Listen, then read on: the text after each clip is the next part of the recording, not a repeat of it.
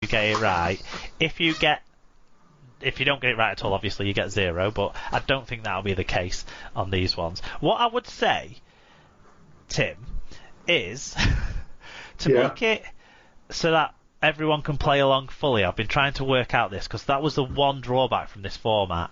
So, what I'm going to do is I'm going to read out the clues, but I'm also going to drop the clues for you. We should have talked about this before we started doing this. Is admin stuff. I shouldn't be talking about this on the show, but I can't be asked re-editing it all now. So, what I'm going to do is drop the clues into the chat on the Skype call, so that you can answer when you get the answer, but everyone else can still play along for all 3 clues.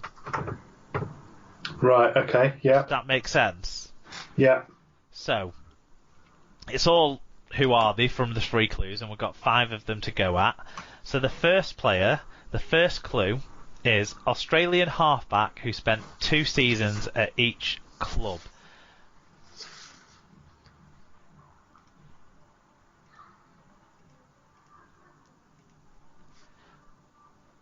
So if you've got that, Tim, drop the answer in the chat, and we'll give the other clues to see if anyone else can get it. Hang on, I think I've got one.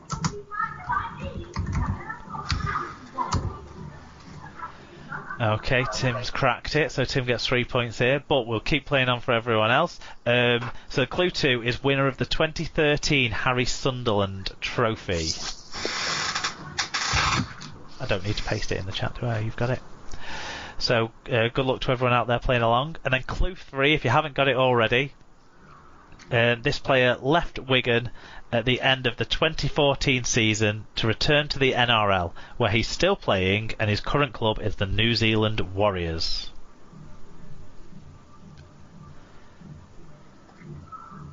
So if you get it on clue 1, you get 3 points. If you get it on clue 2, you get 2. If you get it on clue 3, you get 1 point. Tim, you got it on clue 1. What was the answer you gave? It was Blake Green. Yeah, spot on. Okay. Player 2. Clue 1 is a winger or centre who started his career at Halifax in 1999.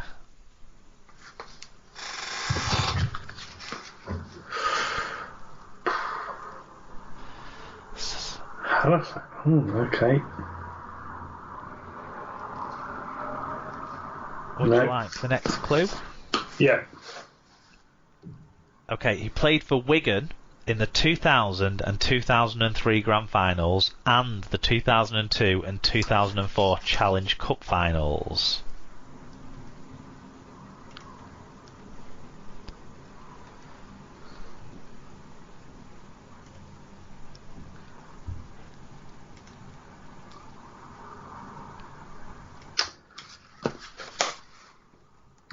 Nope.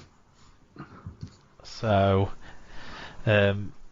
you want the third clue on this one? Yeah. Hull-born, he finished his career at Rovers, even coming out of retirement briefly in 2017 after a move to the club's coaching staff. Am I allowed to say it? Just say it now. Yeah, I suppose so, yeah. Yeah. David Hodgson? It is David Hodgson. Yeah, 1 point to Tim.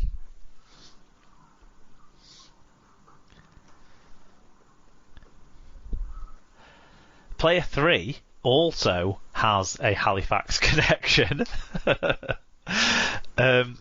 He's a utility forward who joined Wigan from Halifax in 1999.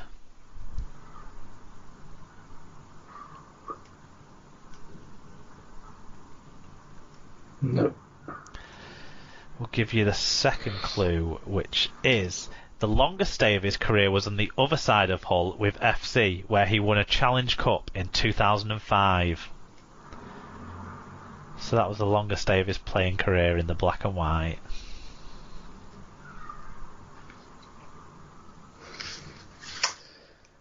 No. So, clue 3. He finished his playing career at Hull Kingston Rovers following an injury and would later go on to become head coach of the club. And with a better than 50% winning record, he was sacked in February 2016.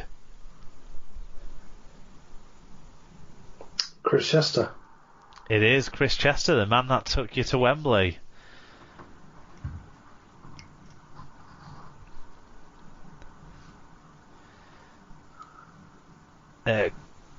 Player number 4, first clue, is a winger who has scored more than 200 tries in the British game.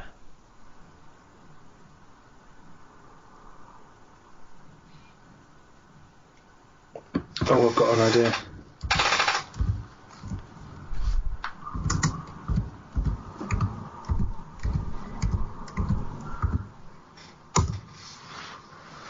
Tim has got it after one clue, so he's smashed it with 3 points. But for those still playing along, clue 2 is he made his Super League debut at centre with Hull Kingston Rovers, a club he would go on to have a 1 try per game scoring ratio.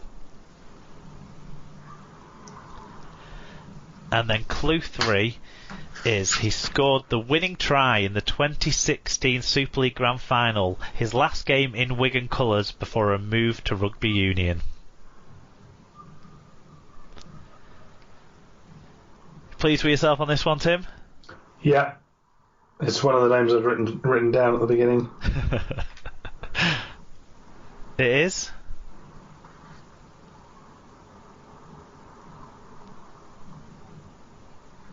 Do you want to tell everyone? Oh, sorry. I've forgotten we hadn't done that bit. Joshua Charnley. Joshua Charnley, indeed, yeah. I think he celebrated his birthday in the last week, and it was nice to see that Wigan put out a happy birthday message to him, and I think showed the try, one of his important tries that he scored in his great career at Wigan, even though he now darkens the corridors of somewhere else. Final player. First clue is a forward who started his career at Wigan, although only making 2 appearances for the club.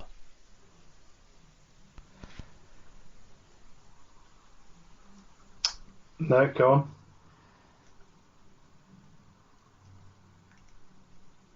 Clue 2 is had Super League spells with Salford and Castleford, as well as spells in Australia and France outside of the top grade.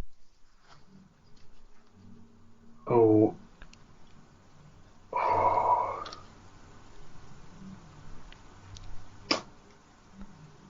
No. I think you might get it on the final clue though, Tim and everyone else. He retired whilst at Hull KR in 2019 due to injuries, only to reappear with Barrow Raiders ahead of the 2020 season.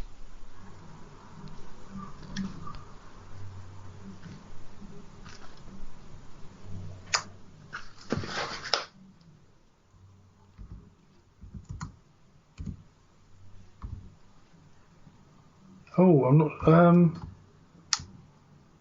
No, I don't think I can get this one. No, it's not how I thought. No. Oh, I like to do it. Lee Jewett. Yeah. People you've already forgotten about. I started thinking about Danny Tickle for a minute and then talked myself out of it. But well, actually, Danny Tickle, one of the few clubs he hasn't played for, I think, is Salford. Probably has, hasn't he, at some point? He's played for every bugger else. He certainly hasn't played in France or Australia. But yeah, there you go. Well done. Overall, you scored 3, 6, 8 from a maximum possible 15. It's not bad. That's it's above halfway. That's not bad at all, yeah. Was there any that you were... So yeah, you said you sort of jotted down a bit of a list. Who else was on there that I've not included? See if they were... Michael Dobson was the one that came to mind. Yeah, Michael Dobson would have been a reasonable shout. I tried to avoid players who played in the dark and distant past of the 80s and 70s and things like that, and stuck to players from the Super League era. So Danny Tickle was definitely another one that I thought about, but then I thought...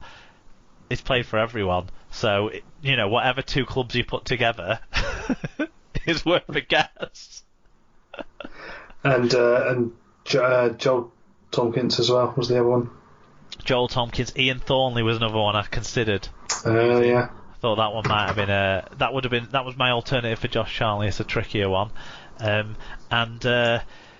didn't Darryl Goulding sign for you but then never play, or sign for you and then play once, or something along those lines? I vaguely remember that, but I had that in the back of my head, but yeah, I think you did well. So good, glorious return to the quiz. Let's now move on to the wrap up.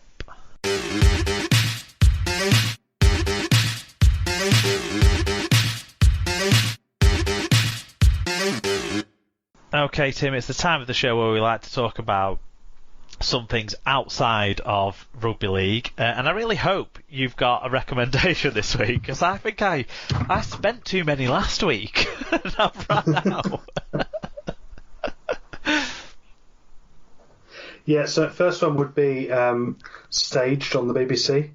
So it's a comedy that's been filmed in lockdown, and it's David Tennant and Michael Sheen playing slightly heightened versions of themselves.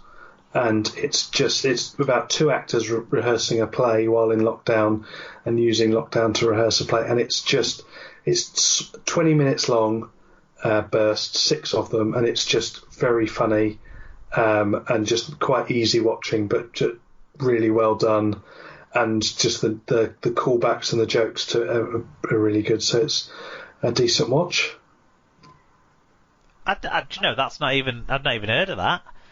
Are they playing themselves, staged, or a sort of heightened version of themselves? So kind of like the Trip that Rob Brydon and it's very similar. Yeah, it's very similar to that. They do take the piss out of themselves quite a bit as well, and it's just very funny. And yeah, if you watched Good Omens, you can see the sort of interplay they had there on screen. It's that sort of similar thing. But yeah, the Trip's probably quite a good comparison for it. I'll have a look at that. That sounds good. And the second one will be a card game. It's called Backpacker. And it's a really simple game to get the hang of. It's only about a tenner, and it's just a nice one to play while you can't travel. Think of all the places you could go. I was going to say, it's like a rub the salt in the open wounds one, isn't it? That. Well, it's quite a fun game. We've been getting into it. We've been doing a number of card games, and we have been keeping score. So currently on Backpacker, I think it's 9-3 that I'm ahead. Currently leading in all formats, which is quite good. So quite pleased with that one. But it's no simple game for anyone to play. No passive aggressive fallouts developing in your house about the, I'm sure, repeated insistence on checking the score tallies. Well, Heather was the one who introduced the scores. I was not fast, but she introduced it and then has subsequently lived to regret it. So, but she was determined, and she did beat me this weekend at Backpacker, and she was determined to actually beat me. So that was that. But yeah, that would be my 2 recommendations this week. Explain Backpacker a bit more, I suppose, for people, because we talked about a few games the other week with Sarah, and it was good. But Backpacker might be something that people haven't heard of before. Yeah, so it's kind of it's a card game, and you have 5 cards in your hand, and the object of the game is to collect as many countries as you can, and play them in your pile. And when you play them, you score points because each country is given a points value, and you have different continents, and you can only have one from each continent in your hand at one time. And it's quite a tactical game, and there's lots of different things that happen to you. So like you can get stuck at immigration, you can have visa problems, you can fall in love and spend 2 turns stuck somewhere, all sorts of things like that. It's quite a good game, and it can get quite nasty because you can do things to the other player. So there's lots of things to do there, and yeah, it's the one we've played for a few times now, and we bought a set for my parents as well, so they can start to learn it. So when we can play games together, we can hopefully play against them. Would it work remotely? I'm not sure. I think probably